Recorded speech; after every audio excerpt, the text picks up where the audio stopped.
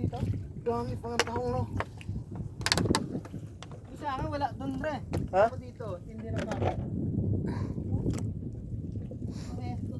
May kumakapit din pala rito.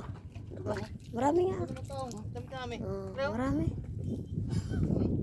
Lalapat pa.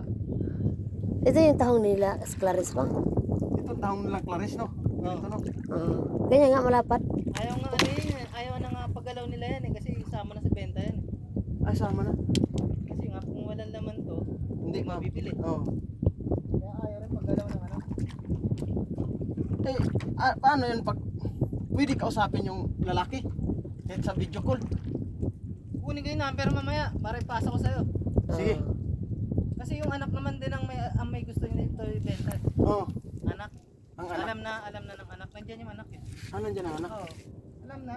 Ipaspas na yun sa ano, tatay niya. Ito, dami. Malalapat na eh, oh. Yung mga 10,000 makakakuha pa kayo dito. Laman ito eh. Oo. Mga 10,000. Hindi lang. Kaya pa yan. Ganito Ako yun. ang katiwala dito. Yung nabi ko, Ate Rose, mahirap maging katiwala niyo ako. Dahil ko nakikita si Sisi doon, yung mga kapitbahay niya eh. Yung pala nasabi-sabi ko, gago pala siya eh. Nagpapaalam siya na sumisit kami dito eh. Sabi nga nung Ate Rose na yun. Sa madaling salita, eh kung mahanapan ako ng laman nito ng lalaki, Oo. kaya ako pang ano. Eh, Kaya nagpapasisid. binitawan mo na to. Nagpasisid pala siya. Yung manok, oh. Ano yan? Balahibo ng manok eh. Damo ng dagat yan. Bro, balahibo yan. Ayun na lang natirang bayar dito. Yan. Tawag na. Ito, pag maangat to,